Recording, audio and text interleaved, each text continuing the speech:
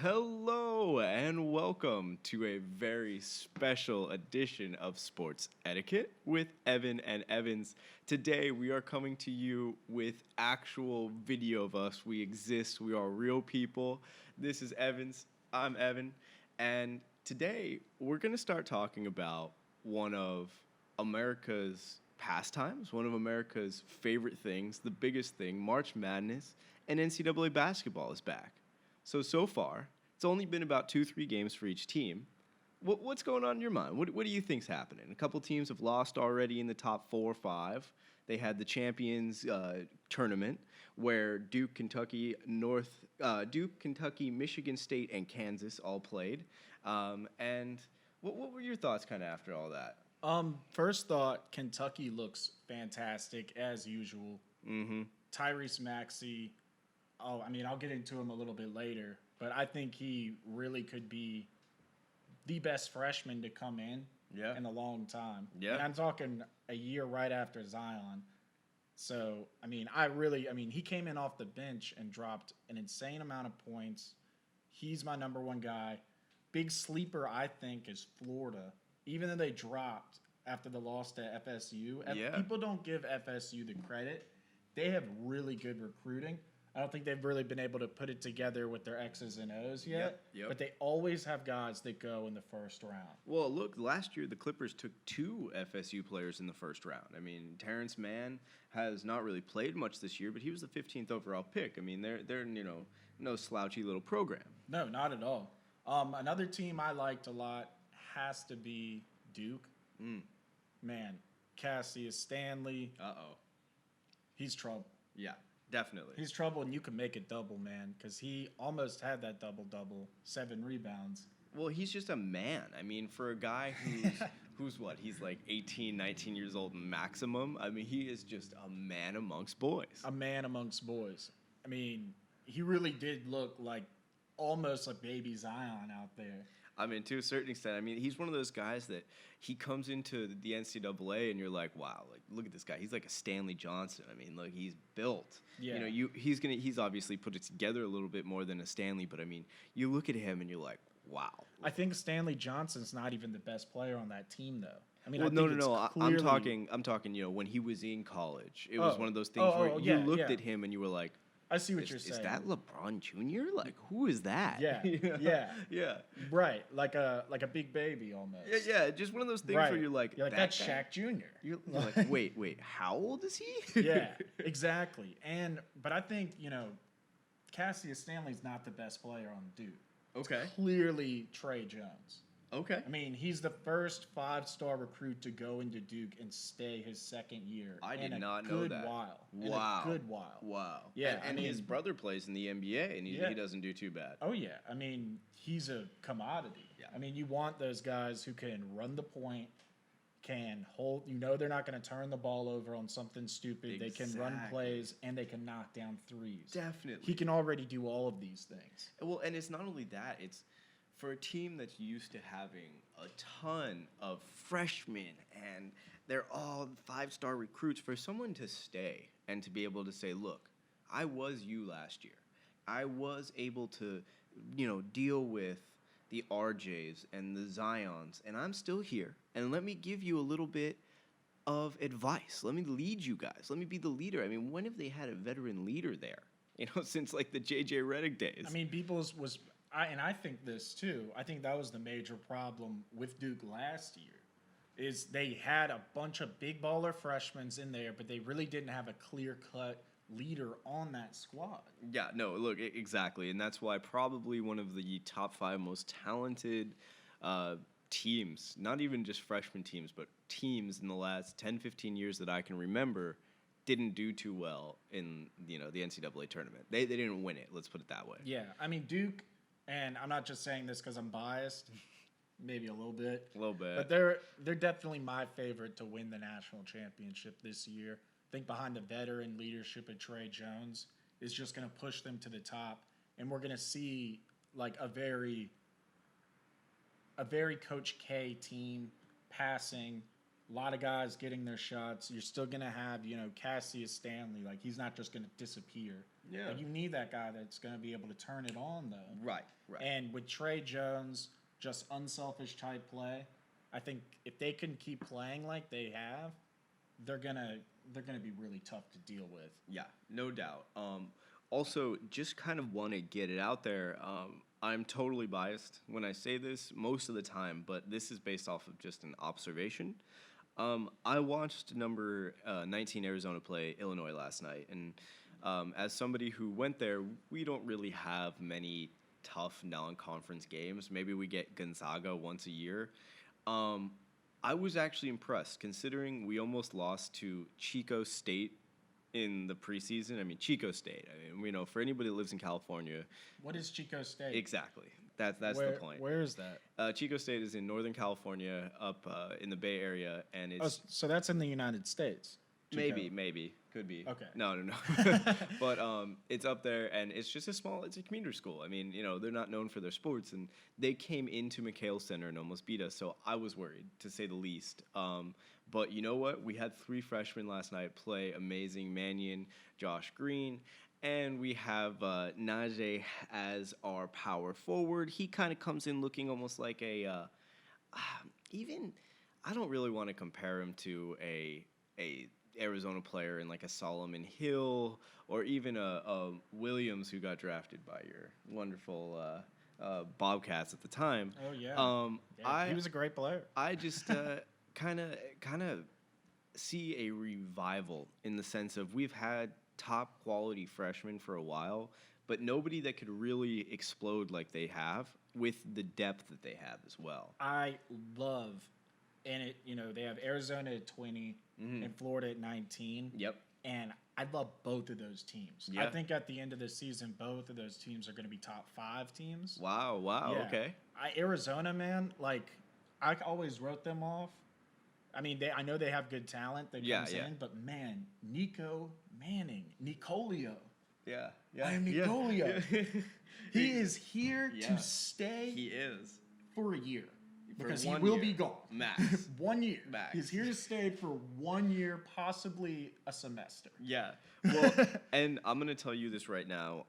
I hate the University of Southern California just about as much as anybody, but their basketball team is going to surprise a lot of people. I'm just putting that out there right now. They have a great freshman. They have youth and veteran all in the same time, which isn't usually something that you get in NCAA basketball, like I was talking about with Arizona. But I'm telling you, they're going to surprise some people. That's just kind of my sleeper pick. Pac-12 basketball is going to be fun this year, man. Because you even have Washington down there with Jaden McDaniels, who is going to be in the NBA. No doubt. No big spoiler alert here. But he's going to be an NBA player, man. Yeah. And that team's going to go as far as he can take them. Right. I mean, they shot 46% from 3. Yeah. Yeah. Wow. I mean, they were playing Baylor, who's another ranked team. Yeah, So it's not like they were playing, Chico State. Exactly. Yeah, no kidding. Well, and one thing that I kind of want to point out is Gonzaga is the highest ranked West Coast team. Doesn't end up that way. There's no way. You don't think so? No, they have a lot of vets on that team. Yeah, but between Washington, Oregon, Arizona, Utah, the California teams, I really don't know if they're the best. I mean, St. Mary's, who is not, comparable to the Pac-12, who's in their conference, may even be better than them this year, and that's really never been the case. Yeah, that's a good point.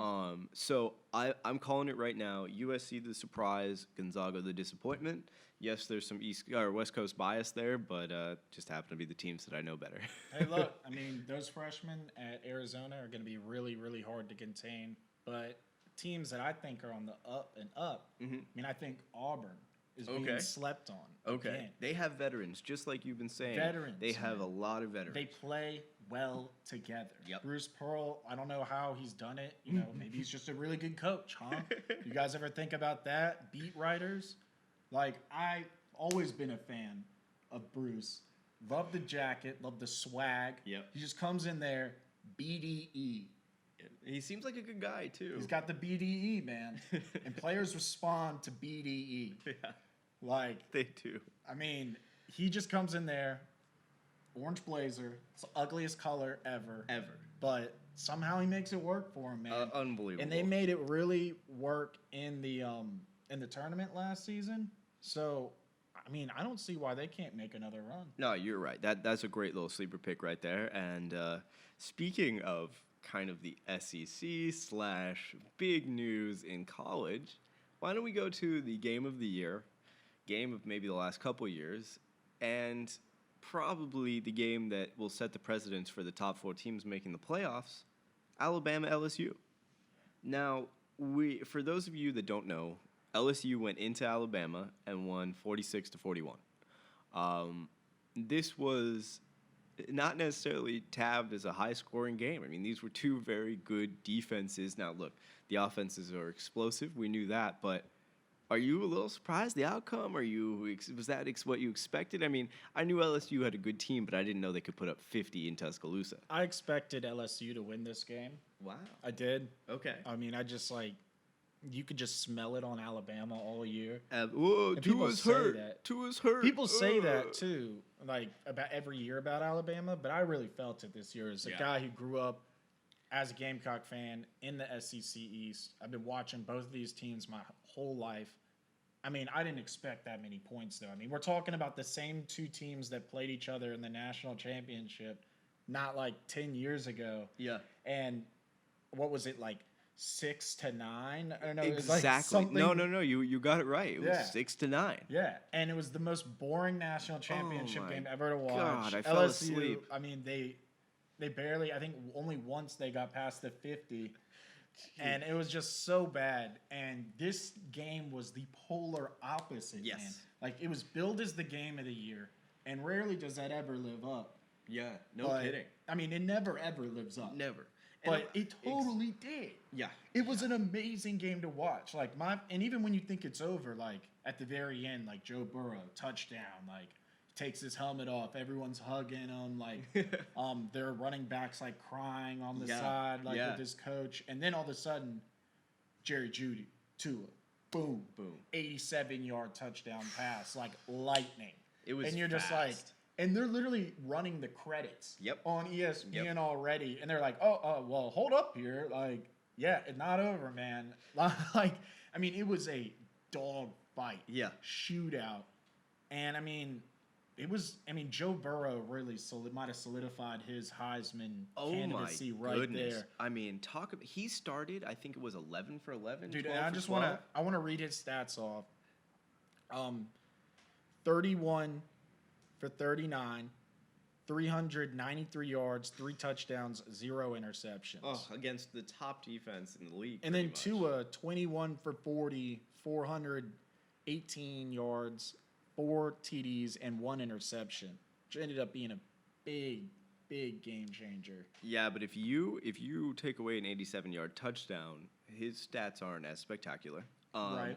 Now, one thing that kind of really struck me during the game was the fact that for the first time that I can remember in maybe the last 10 years, there was a point where I didn't really feel like Bama could stop them. It used to be, okay, this is the Bama defense. You guys may have scored on the first time down the field, but ultimately, how many times that can happen? But it didn't happen ever to where you kind of felt that they were going to get stopped. It was like, oh, Joe Burrow's got the ball. He's going to score. It's just the way it is. Yeah, Joe Burrow passed to Clyde Edwards-Helaire. Yeah, a running back who had 0 touchdowns coming in. And in my opinion, is going to get drafted in the top 3. They're calling him Darren Sproles. Like the top 3 rounds, I mean. Not top 3. But, I mean, yeah, he is. I mean, and he looked better than Darren Sproles ever did in college in that game. Like, excuse me, not trying. I mean, I love Darren Sproles as much as the next guy, but I never saw him tear up an Alabama defense like that. Just like that play where Burrow threw out 3rd down. It's like 3rd and 10. They need the first down. Have to. And he catches it on like the 6, fakes left, boom, and then just is like, I'm going for you, and just burrows through all of those 5-star defensive Alabama guys Yep. and just trucked him. And he's Yep. smaller than him, but he's got the biggest heart. He's got the biggest heart. I know man. what that's like. I know what it's like to be the smallest in the field with the biggest heart. But also, what I'm very interested to see, kind of as an aftermath of this game, is leading up to it on ESPN, whatever it be, they were kind of showing, highlights of the last Bama LSU matchups. And I didn't realize how many pros were in those games. Oh, yeah. So I'm kind of excited to see now that no one knew who Joe Burrow was going into the year. No one knew who this running back was going into the game. Certain things like that, I'm very interested to see how one game pivots these whole careers. I mean, Joe Burrow had been picking up momentum throughout the year, but in the sense of before this game, I mean, he was half the celebrity he is now. I mean, it's going to be really cool because they were showing, that Dwayne Bowe was catching passes from Jamarcus Russell. I didn't remember that Dwayne Bowe was on that team. I mean, that guy ended up being a physical specimen in the NFL. Yeah. It's like I'm very interested to see how this, we look back 5 years from now and say, oh, wow, there's 3 all-pros in that game. And it's so important of a game because, I mean, forget rivalries and everything. Recruiting. Oh. Recruiting. Yes. In that area. I mean, my favorite video that came out was the LSU guys ran over to the section of where all the Alabama recruits are sitting watching the game, and they're like, come over with us. Exactly. Come over with us. Like, these guys ain't all that. Like, they can be beat. Morning. It was fantastic. And I was just like, my jaw was open, and I was just like, this is what you love about college football, man. Especially in the South, too, where it's really... I mean, they fill those stadiums. You could have USC, UCLA out here in the Coliseum or the Rose Bowl, somewhere that's probably more famous than the stadium in Tuscaloosa, and yet it's like 75% capacity. Tickets are $5. Right, if that. It's like there's a passion down there. There was a love, and the fact that you can go up to the recruits and say, you know what, we just took down who you think you're going to go to. Maybe you should reconsider if we're scouting you at all. That just goes to show the love that they have for that game. Yeah. The finish that they have. I mean, to be able to get done with beating possibly the number 1 team, and they weren't ranked that way. Ohio State is, but if you ask me, these were the top 2 teams coming into the game. I mean, should have been 1 versus 2 instead of 2 versus 3. It's just one of those things where it is the South, it is SEC football, and it is college football to a certain extent. And to have a great game decided by less than a touchdown after having almost 100 points scored, totally fun. Yeah. Totally fun. And like just the hold your breath moments. Yes. Jerry Jeudy dropping that touchdown pass. Everyone, even if you're not like a fan of either team, you're just like, oh my God, like your heart's in your stomach. Yep. Just like. Yep. And it's not only that, it was interesting. One thing I kind of want to cover about the game in a football sense was Alabama. All you have heard since day one besides Tua is they have 4 NFL wide receivers. They have 4 guys that are better than any 4 guys in the country. We even said it on this podcast. We did. No. And I was one who said, I've seen these guys play. Oh, my goodness. Yeah. But you know what might have been the difference? The drop passes they had. Yeah. I mean, I definitely, I don't know the official stat on that, but I saw 3 to 5 drop passes from what I remember. And you know who didn't drop 3 to 5 passes that I saw was LSU. I mean, they must have had Stickum in their gloves because anything that Joe Burrow was throwing within 5 feet of them, they were snagging. I mean, that catch by Randy Moss's son. Oh my gosh. Oh my gosh. I saw Moss on the back of his jersey, and I was like, of course it is. Of course. Like even if that's not his son, he doesn't even know Randy's his dad. Right, he doesn't. And then of course you find out like it is his son. Yeah. And you're like, yeah, no surprise. Yeah. So real shock there. Now, we've just talked about something very happy, very fun, even if you are an Alabama fan. So let's go to something on a little sadder note. Suspensions. Oh. The NBA in particular. Yeah, big thumbs down. First off, I want to talk about DeAndre Ayton, my Arizona pal. I think that 25 games for a diuretic, for those of you that don't know what diuretics are, they pretty much open your veins, help you get rid of water faster, lose a little weight, was 25 games. And as you and I talked about personally off camera, that was the biggest suspension for a non-violent crime, if you want to call it, incident in the And history of the NBA. and I was so confused by this that I really had to look more into it. And one of the things that I've been told by, just people I've talked to that are really into the NBA and the articles that I've read from, experts, is they say that the diuretic he used is a very popular diuretic for masking. It's like a masking agent for other drugs. Interesting. So I think that's the reason why he got slapped on the wrist so hard. Okay. Is that, hey, you're trying to, not only are you out there using drugs or whatever you're using, but you're trying to hide it from us. Yeah. Yeah. Like, so the NBA, I mean, with what they're doing, I think, they're giving all players more freedom, but they're also, I mean, we see it with the height and the weight and the birthdays, they're holding these players more accountable. All of a sudden. Yeah, and they're like, well, I mean, if you want to have all this freedom and player empowerment, like, you need to be held more accountable, and we're not going to baby you as much. Yeah, that's very true. One question I've been wondering, and you may not have an answer, but I kind of want to put it out there.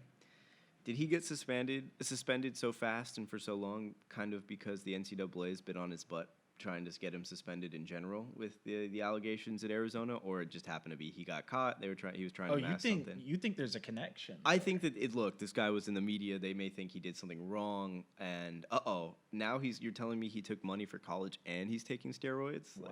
Like you think that may have triggered it? Because it was such a fast response. I mean, he played a game, and then before he could play the second one, he was out for 25. Yeah, I never really thought about that.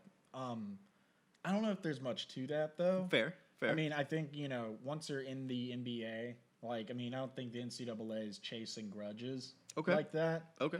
And, I mean, it's two different entities as well, like NBA and NCAA. Yeah. No, I could see why you would say that, though, because the NCAA has, especially recently, that's what I'm been saying. Very petty and been going after, the whole Wiseman thing. That we touched on a little bit, but basically, the number one. Well, yeah, for those of you that don't know, James Wiseman, the number one player in this year's class who committed to Memphis, he is on the borderline of eligibility, I guess we can say. He got cleared to play. Yeah, but I mean, it's like. But that's literally, they went to court the morning of the game. Yeah, so essentially, Penny Hardaway, his coach, was considered a booster for the University of Memphis.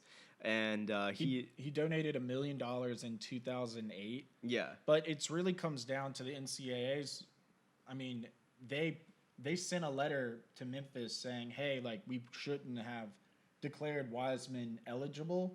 But since it was a mistake on our part, we're going to allow him to play. Huh.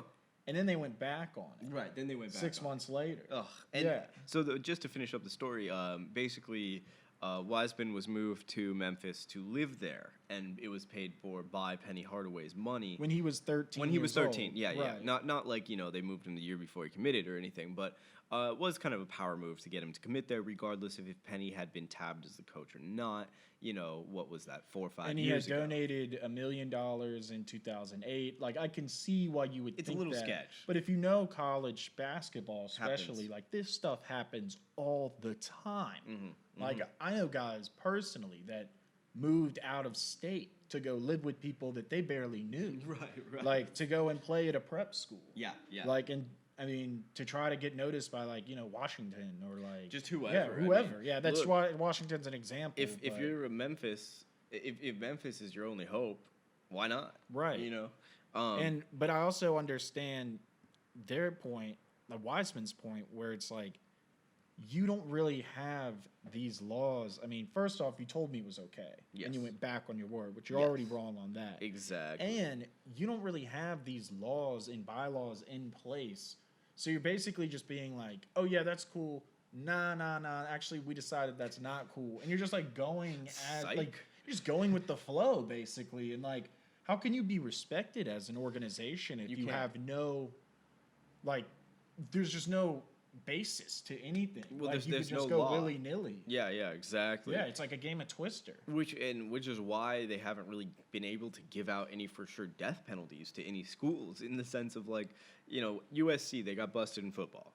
They got a death penalty. Basketball, they've been investigating these people for 5 seasons and nothing really has happened. Oh, yeah, Because I there's mean- no law. There's no law of the land for how to go about it or what's right and what's They've wrong. got like the LSU and Arizona coach like on wiretap, just like telling players, yeah, we'll hook you up, like we'll pay. And for then it this. didn't do anything. And it did not. These Yeah. guys still have their jobs Yeah, too. exactly. And then, Ayton, they accused of taking like $100,000 from that coach at Arizona, Brooks, who went to jail for like 30 days or something. Is already out. It was something stupid. But I mean, we also see John Collins. Well, who that's just what I was got going to get to. suspended. 25 Same games. thing. Yeah, but it was for doping. But like my thing A is, growth hormone releasing peptide 2, GHRP2, well, whatever that is. yeah. Well, my thing is at least they were consistent this time. Like, Right. They gave Ayton, they gave John Collins, same thing, quarter of the season, pretty much. Here it is. At least that's consistent. Is it too much, too little? That's a whole nother debate. But at least this was the same as Ayton. Yeah. So, I mean, the suspensions they're a little surprising. I mean, they're kind of surprising just because it's the NBA. Right. And the NBA has kind of been known to just let it ride Mm-hmm. when it comes to testing, period, with Right. anything. Right. So, I mean, it was surprising to see them hit these really heavy suspensions. But also, like I said earlier, I mean, Adam Silver's giving power to the players, but he's also giving them that responsibility where it's like you can't like be coddled in the ways that you No doubt. used to be and still expect to have just like everyone to have your side and everyone to like cover you when you do something wrong. I think also that something you said about 10 minutes ago kind of resonated with me is the fact that these guys are in the media and they're being looked up to more so. I mean, even when you had the Magic Bird days, those guys, they were entertaining, but you weren't looking up to them in the same way that, look, LeBron's building schools and houses, and, you look up to those kind of people, or at least try to. So I think that the NCAA is finally cutting down and saying, look, you are more than just a basketball player. You are representing us, you're representing yourself, you're representing your team, and you're representing, to a certain extent, the United States. So we're going to cut down on this, and we're going to make you guys the face of it in a good way. And if you mess up, we're going to let you know about it. Right. Yeah. We're gonna hold you accountable. Yep. As the NBA. Exactly. Yeah. I mean, just how any other workplace would. Yeah, and just, you know what? And then even going back to the NCAA, you have, in football, you have Ohio State's Chase Young, who is a top 2 or 3 pick. I mean, he has been projected that he's in the Heisman race. I mean, how often does that happen for a defensive end? He got 4 games this past weekend, and so, you see now the NCAA is starting to crack down a little bit in football, which you really never see. I mean, you always hear basketball. And the Wiseman and Young thing happened on the same day. Same day. Yeah, the number 1 guy in basketball and the number 1 guy in football. Yep. And I think that's the NCAA pushing back a little bit and flexing their muscle after the California fair pay to play ruling. Yep. Like, I think that's just the NCAA is saying, hey, like, we still have power. Like, I think it's a very childish move by them, but I think it's them just trying to flex their muscles. Right, and they suspended Chase Young because a family friend actually loaned money to him to give to his girlfriend to fly her out for the Rose Bowl game last year. Yeah, and which has been paid back too. Like, Yeah. he paid back all the money that was loaned to him. It's just one of those things where, like, now they're really... And we're probably talking about maybe like $1,000, like maybe $2,000. It doesn't even matter. And how much is it? Yeah, I mean, how much does it cost to fly someone out and then put them up for like 2 or 3 days? But it's like, really, we're suspending people for that now? Yeah, I mean, yeah. What did that do to the team? How did that affect the Rose Bowl? Did at that all? give the other team or the Ohio State an edge? No. Like, yeah, it's totally ridiculous. No, ridiculous. I mean, it's just the NCAA. They're flexing their muscles a little bit and saying, hey, we're still Hey, relevant. California, you listen to us. Yeah, hey, we're still in charge of this whole thing here, and you guys are going to have to play by our rules. Well, what are your rules in CAA? Yeah. Well, we're not really sure ourselves, but when we come up with them, we'll gonna let you punish you for sure. Remember, do your something- girlfriend, she can't come to the game. Just don't do anything we don't like, okay? like you enjoying yourself. Like, if you're gonna make any sort of money, don't do that. Don't do that. Don't do that. Don't do that. Now, Like- I want to also touch on kind of a rarer suspension. I knew you were gonna say this. Oh my I gosh. know, Oh my I gosh. know. I saw this morning. Go ahead and do it. Okay, so there's a man by the name of Don Cherry who has worked for Hockey Night in Canada for about 40 years. And he's 85. You know, he's of a different generation than we are. He's got the best name in broadcasting, though. Don Cherry. Give a It's quick like a shout Quentin out. Tarantino name. Yeah, give a shout out to Garrett real quick, the guy who actually told me about him when I went to college and kind of said, look, this guy's somewhat of a legend. He decided to go on while Hockey Night in Canada was going on the other night and rip apart people immigrating to Canada. Yeah, And I read his statements this morning. yeah, basically he said, let's put it this way. There's a new thing in Canada where if you buy a poppy flower and you put it on a pin, you know, it represents that you are one with Canada in a sense. Oh yeah, that you're like supporting their veterans, and Right. like it's a very like patriotic Right. thing. So he was saying, I live in Ontario, and I'm near downtown Toronto, and nobody wears these poppies. And then you go to these smaller towns, which are full of immigrants pretty much, and they're wearing them. But the people in the big cities, or non-immigrants in the smaller towns are wearing them. People in the big cities who are immigrants aren't, and it's because they don't pay the price that we do for to give them the stuff that when they move to Canada they get. Right. He was mad that the immigrants weren't wearing the Yes, poppies exactly. in the big cities. And it's like, first off, And- you're a hockey announcer. This is not your place. Third all, who cares? Who cares? Like, it's a poppy. Like, I wouldn't even get one. I mean, Just to be honest with you, like, I get it to where he's like, I mean, he's basically like, is he walking up to these people on the street being like, "Excuse me, sir, I noticed you weren't wearing a poppy. I'm Don Cherry. I'm Don Cherry, by the way. Are you by any chance an immigrant? Right. Because you look like one." So Right. basically, he's just making a big assumption about. He's like seeing a lot of people not wearing poppies, and they look like a certain type to him. So he's just putting them in, like, Yes. which is, It's terrible. That's kind of like what racists do. Well, no, It's like it's not pretty- kind of. It's what racists It's do. exactly what racists And- do. Right. Look, this And- guy, he happens to broadcast a pretty white sport, but he works in Canada. They only have 7 teams. That means that 90% of the teams that are coming to visit you are immigrants. I mean, my first thing too was like, you pissed off a bunch of Canadians. Like, That's hard to do. It's really tough. Yeah. Like, you probably, Especially over hockey. Yeah, I know. I mean, like we're seeing a bunch of Canadians like really upset about hockey, and it's like, listen, like I'm just gonna defer to the Canadians on this one.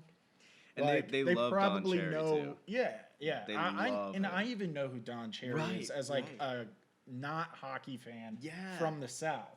Like, I mean, like we had like one rink in my whole town. Right. I don't even think it was ice. I'm pretty sure it was like a roller rink. But That's great. But yeah, I mean, I think it just goes to, man, like Don Cherry's just from a different generation. Yep. I think he was like trying to make. I see kind of his point on like, you should be like patriotic a little bit, but I think he took a big leap by just like basically putting everyone in a box, and he's like, I see all these immigrants not wearing them, and it's like, well, how do you know that they're immigrants? First off, like, yeah, it's bad look for Don Cherry. It's a bad look for hockey too, because they've battled racism, and now everybody's realizing that they have a Coke and Molly problem because they don't test for those kind of things. You can smoke, drink, you do whatever you want. Yeah, they didn't test. It was just steroids. Oh my gosh. Yeah. No, it was up to the teams to do like cocaine testing and stuff, and they just didn't care. I always thought that you had to be like of a special mindset to even play hockey. Totally. But that makes perfect sense to me now. Yeah. It's just sad because it kind of speaks to almost how when it kind of speaks to how sports is even not being able to block out politics these days. That it's getting to the point where even Don Cherry, who's been on the, like I said, for 40 years and never said anything, had to speak up.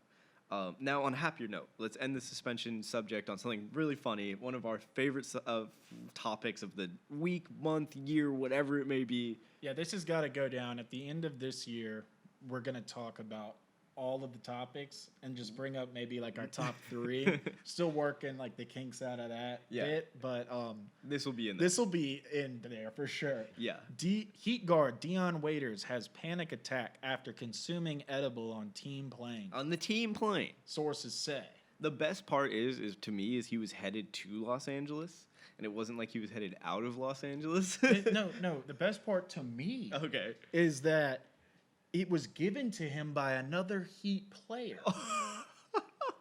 And he has refused to, like, name that player. Good, so, like, he's good. not snitching. Yeah. You know, like, you could call Dion, like, I mean, you know, you kind of... He's a little shiesty. When you're, you know, I might have taken an edible or two once. A few times. Maybe. But, in my experience, you got to ride it out. Or at least, you know, put on your headphones and take a nap. Yeah, like my scenario is I pictured him just talking in the corner of the plane still to Hassan Whiteside, who's not even on the team anymore. He's like, Hassan, where are the OGs at? Where are the OGs? And this would be the perfect time. Dion Waiters, I don't think he's dressed for a game yet. No, he hasn't. His the 2 rookies, oh man, guy on my street just popped a wheelie, I think. Yeah, or it was a UFO going by, whatever it was. No, maybe. But so he hasn't dressed for a game yet, Dion Waiters, and 2 rookies have taken the majority of his minutes after signing Jimmy Butler, who was the clear starter, the new star. Yeah. And now Tyler Hero's emerging as a beast. Yeah, and then they have one other guy, I can't remember his name off the top of my head, that's also taking his minutes. Kevin Dunn. Right, Kevin Dunn. Yeah. And so he's kind of like, he still has like, I think $12 million on per year for 2 more years, and he's kind of just like, now he doesn't have a place at the Heat, and he hasn't dressed for a game, and he's got 10 more games to wait because he got suspended for a gummy bear. This would be the perfect time for Dion to invest in a Nintendo Switch. You can play it on the plane. They're portable. They're fun, you know. Like when you're on the gummies, like they got Mario Kart. You can play Super Smash Brothers. They even have 2K on it now. Oh my! I mean, granted, it's not as great as the 2K on the other console, right now. but I'm telling you, Dion. I mean, either you demand a trade if you're Dion, and I don't think right now he has much value with that. No. So I don't think he's tradable as an asset right now, especially now that he's like ODing on gummy bears on the team playing. I'll never forget that notification on my phone. Dion Waiters has plane make emergency landing due to ODing on gummy bear because they didn't know it was an edible at that moment. ODing on gummy bear. I literally sat there and thought, how many packages must he have just eaten to get to that point where they're reporting that from the air? I know Dion put on a little weight since last season, but I did not know this man had a gummy bear problem. Yeah, I didn't know that was a thing. And we might have to get Hasbro off as their... The team Hasbro plane has come to deliver Dion Waiters 900 million little gummy bears. Yeah, and like let's put this into perspective a little bit. He got suspended for the first couple games of the season. That's what I was going to say too. Yeah, conduct detrimental to the team after he expressed frustration about his role on the team on social media. Yep. And like he's literally been on the active list for only 2 of the Heat's 9 games, and I mean hasn't dressed or even sat on the bench. Like. He missed the preseason for what the team labeled as personal reason. Like, if he misses 4 more games this season, he's going to lose $1.2 million. Oh, my God. That's a hit. I don't care who you are. Oh, and I said Kevin Dunn, by the way. I believe it's Kendrick Dunn. Kendrick Dunn. But Kendrick Nunn. Yeah, Yeah, you're right. Right. You're right. Now, you're so right. When you have a guy who continues to put a negative light on your team, not even a spin, a negative light, because first off, somebody's giving you drugs on your own team. You're taking it, and you're not knowing what you're doing. And then, before the season even starts, before this happens, you're already getting in trouble for complaining about your role on the team. Come on now. Yeah. I mean, Waiters is owed $24 million over this season and the next. Oh, so you were right on with the 12 mil. Yeah. So, I mean, and it kind of sucks because Dion Waiters, if you remember the Heat, when they signed him back in 2017, he was coming off that year where he had that insane resurgence. Oh my God, who And knew? He was the only watchable part of Heat basketball. Yes, besides D Wade. The Yes, only, I mean, at that point, yeah. because like- D Wade's a legend. Right. I mean, but he's the only watchable thing. And so they signed him and they gave him his money for going out and performing. So it kind of sucks to see now that they're like in a rebuild phase, his money is just labeled as like wasted money. Yes. Even though he was a great Heat player, man. Yeah. And like I said, he made that team watchable for like No 2 doubt. seasons. Like No doubt. I mean, so it sucks to see, because I mean, I think this is like a guy kind of crying out for help a little bit. Exactly. I mean, what it is.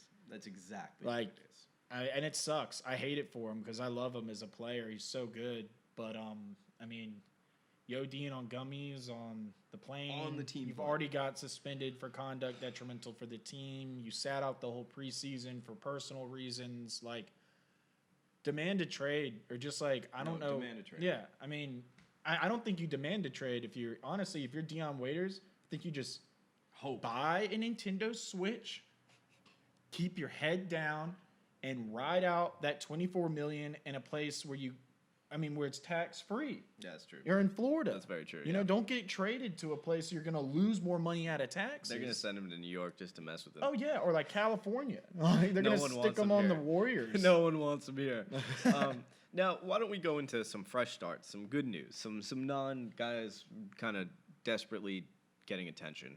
For your segment this week, you wanted to talk about some guys in the NCAA who have had a little bit of a rougher, sadder road, but are some of the best players. Yeah. Cassius Winston for sure had an insane night. His brother died the night before his game, and he went and played. Yeah. He went and played in the game, and he didn't just play, but he balled. Yeah, you better. You got to go out there. 17 points, 11 assists. Yep. Tom Izzo, who's one of the most legendary coaches in college basketball, like, he cried. Wow. And you can see it there. Like, Wow. they literally, when he pulls them out of the game, like, they just, like, have a big hug, and you see, like, Izzo just break down. Wow. And it's, like, crazy. Like, we're so early into the season, and, like, we're just seeing, like, this is why we play sports, man. Like, you get to see just, I mean, this is, like, the worst week of this kid's life. Yeah. And we're seeing him just pull it together and go out there and do what he's, like, probably one of the best in the world at doing, which is play ball. And, like, doing it for his brother, man. Like, it was just, like, it reminded me a lot of the Isaiah Thomas game Yes. after his sister. And, like, I'll never forgive Charles Barkley for getting on there before the game and being like, he shouldn't be playing. He's there crying. He's a distraction to his team. That's and I'm like, you know what, disgusting. Charles? Like, you never won a ring. You got as many rings as me. Yeah. Like, so, I mean, just to see a guy go out there with that much heart and, like, really just, like, and they didn't play, like, a great team. Yeah. It was a team they probably could have beaten without him even being there. But just to see a guy take it on the chin like that and, like, thoughts are with you, Cassius Winston, for sure. Going through a rough time. Yeah. I still think, man, that guy, like, he could end up being, if this next guy that I'm about to name doesn't take it from him, he could be the best player of this college season. Wow. Like, these guys, Cassius Winston and Tyrese Maxey, are my favorites to be the best player in college this season. Okay. Because Tyrese Maxey is electric. He's electric personified. Like, he stepped onto the court. He came off the bench, dude. 7 for 12 shooting, Whoa. 26 points. Whoa. They were playing Michigan number State. 1 Michigan State. Number 1. And he came off the bench, won that game for them. Yep. Just to kind of follow up what we were talking about earlier in the Tournament of Champions, Kentucky and Duke won where Michigan State and Kansas lost. So this was a huge game. I mean, Huge. Kentucky versus Michigan State to open the year, and you're going to come up off the bench and win when you were ranked lower? You could drop 26 points. Yeah, exactly. I mean, you could drop 26 points. Terrence Jones, 25 points against East Tennessee State in 2010. Most points by a freshman in a their little debut. different competition. I mean, it's the most points by a freshman in their debut as a Wow. Kentucky Wildcat. Beating out last year, R.J. Barrett had set a record. Yeah. Yeah. Yeah. I mean, this is for the Wildcats, just for specifically Kentucky. for Kentucky. Okay, yeah. But I mean, yeah, like thinking about how many great players were one and dones at Kentucky, it means a one and done factory. I mean, look at Anthony Davis. Right, Anthony Davis. Like, I mean, I was kind of surprised to see that Terrence Jones had the best. Like, but I mean, if you think Yeah. about the way he came into college as a man, Yeah. like ready to play in the That's NBA. true. He's like, really, I should be on the Bobcats already. Like, but I mean, he was the first Kentucky freshman to score 20 or more points against the number one ranked team in school history. Oh, that says a lot. Like, I mean, he got SEC Freshman of the Week, Player of the Week. I mean, cleaned it up. I really think this kid's the next real deal. Like, it's him or Cole Anthony Oh, or I think he's a Cassius beast. Winston. Yeah, see, for me, I believe that Cole Anthony and James Wiseman are kind of the future, but I mean, when- there's so many good freshmen and so many good players this. well, this and season. that's kind of my segment that I want to cover is if you look at the quality of people in the NFL and the NBA who are either in college right now, sophomores in the NFL or NBA, or rookies in the NFL or NBA, the amount of talent, the just pure beasts that there are coming out now is insane to me. I mean, you have guys like De'Aaron Fox and the Jason Tatums who have been in the league for a couple years, right? Took them a little while to get acclimated. Now you have guys who are coming in, and I mean, Zion, if that guy's healthy, you look at him as just physically as dominant as anybody. Yeah. Look at RJ came in and he's doing well. I mean, the people that come into the NCAA, from the NCAA to the NFL or the NBA are so impressive these days. I mean, we just brought up 4 people who we think are going to be great. And that doesn't include the rest of the 150 on the ESPN top, you know? It's insane the quality of athletes that are coming to us these days. It's made the NBA and NFL so amazing. I mean, they are really, truly bigger, faster, stronger. Yeah, I mean, it's really. I mean, you're totally right. First off, and Yeah. everyone's seen this. Like, if you have a conversation with a random at a sports game, if it's a professional sports game, it's most likely going to be on this subject where it's like, hey, what's the difference between college and pro? Yeah, And it's strength and speed. pretty much. I mean, and size. So those 3. Yep. I mean, it's literally like we can play the game at a much faster, stronger level than just anyone else physically can. Yeah. I mean, look, you And have then like, I mean, that's why you get some of those guys too that are just like totally undersized, but then they also know the game so well that Exactly. I mean, they're literally almost like clairvoyant to where they can just see the play before it's even going to happen. yeah, well, I mean, look, you have guys like a 5th-round pick for the Raiders. You have Hunter Renfrow, who's not the biggest, fastest, or strongest, but he's putting up numbers. And then, Ugh. no, I know. And then you have guys Clemson. who were drafted in the 1st round who are putting up numbers.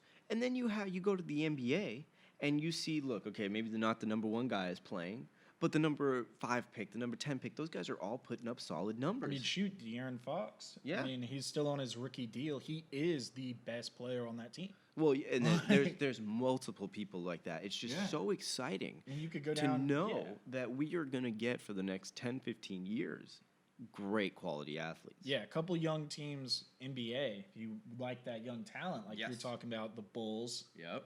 Memphis. Yep. Um, You got the Kings. You have. yeah. You even have because they have Buddy Hield and De'Aaron Fox. I mean, those guys are young.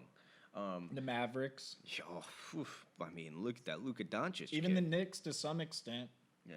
Like, Nah, eh, screw the Knicks. no, No, they suck. no. I mean, they've got Julius Randle, and I'm just messing around. I mean, I think Julius Randle's going to be an all-star this season. I think Julius Randle deserved to be an All-Star last season. Yeah, Yeah. So, but it's just to me, I mean, look at the guys we're talking about. I mean, Cole Anthony is a freak. Yeah. James Wiseman is 7 feet tall. Yeah, Cole Anthony should be in the NBA right now. But these guys they're younger than our youngest siblings. Yeah. And yeah, that freaks me out. They are. Listen, I don't know what they're feeding these kids nowadays. Oh, my God. But I think it's just with, the world with the internet, it's a little bit smaller. Mm-hmm. And I think it's just easier, if you have a top-notch athlete kid, you can find just, good coaches and good training methods. There's an outlet for you now. Exactly. And it's much easier accessible. Yeah, well, look, we've seen Bronny dunking since he was like 6. Yeah. And Zaire Wade, we've been watching him dribble basketball since he was in diapers. It's also just these are you talk about they're the kids of professional athletes. I'm just talking about how social media and everything is just a form to put this stuff out there. I knew about Zion, who was from South Carolina for 4 years before he even committed to Duke. Right.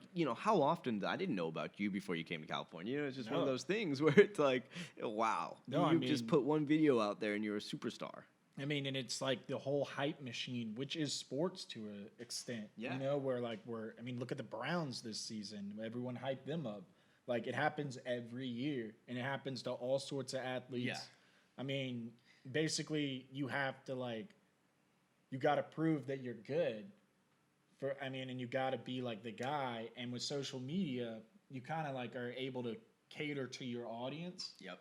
And I think you're seeing it just change in all sports. Right. These players are getting more empowered. As people, individuals are getting more empowered. Yeah, no, and I think it's a spectacular thing because it does give these kids from smaller towns a chance to kind of quote unquote get out of there. Yeah. Look, Zion, he didn't play in the top division. He didn't play in a big city, in a wealthy city. He didn't even play in a city. Spartanburg's not even, it's a town. There you go. That's all I need to say. And you know what? A talent like that gets discovered regardless, but without social media, I don't think he has the hype, a half of what he's Zion Williamson went into Duke with, I think it was 1.4 million followers. Oh my God. And that's 400,000 more followers than Duke, which is the highest followed account on Instagram. Oh, so you're signing a brand. Right. Well, it's the fact even Kyle Kuzma has more followers than the Clippers. Things like that. It just goes to show you kind of what we were talking about earlier, even how these guys really are more than just a player. Yeah, like we just said, social media, bringing power to individuals everywhere. That means double if you're an athlete. Yeah, and speaking of social media, we kind of want to preface some cool new stuff that we're going to be doing with this podcast. Oh, yeah. So Sports Etiquette has now gone from just audio to now we put some pictures in it to now you can see us. And on top of that, we've decided that we think that doing a weekly Twitch, Mixer, whatever it be, even Instagram Live, we're going to bring you us doing something sports related, whether it be playing 2K and telling you why we just drafted Cole Anthony and traded 4 guys for him, or in Madden, why we needed that young starting quarterback instead of Russell Wilson, the veteran, something like that. We want to show you a little bit of us and our insight and what we do behind the scenes. So we're going to be coming to you once a week, whether it be Monday, Tuesday, Wednesday, whatever it be. We're going to let you know, and we're going to live stream us doing kind of a GM's job. Yeah, basically, we'll set up the options and we'll end up saving them and we'll make them public if you guys want to go and download them yourself. Right. And then we'll play as GMs. Yeah. And basically pick, hey, do we want to bring maybe a title to Charlotte? Right. Well, and we also want to bring this up so that you guys can become part of it. We want you to join our stream. We want you to look forward to it and comment in, ask us a question, or rip on us. You guys are stupid. You just traded, Zion Williamson, something like that. You let us know. Get into it. We're always open to that kind of stuff. So we don't know if we're going to go live this week. We got to work out a few of the kinks, but look for it. We are going to put it up on our Instagram, Twitter, our YouTube, everything. We want to let you know about it so that way you guys can tune in and see it live. Yeah, and check out the Instagram, Yep. the Facebook, the Twitter. We'll have them all up right here. Exactly. So yeah. Thank you again for watching as normal. We just are so excited to have this wonderful space where we can have a green screen, a camera, anything we want, as well as we can live stream. And also, shout out to Andre, who came out of his way to come set up our cameras, be our production guy, essentially. I mean, went from a two-man crew to a three-man crew. We really appreciate the help. So, again, if you had Andre, it's more like a 5-man crew. Oh, he was does amazing. Everything. You should have seen him working the lights. I mean, we're not the best looking guys. Nah, I'm just kidding.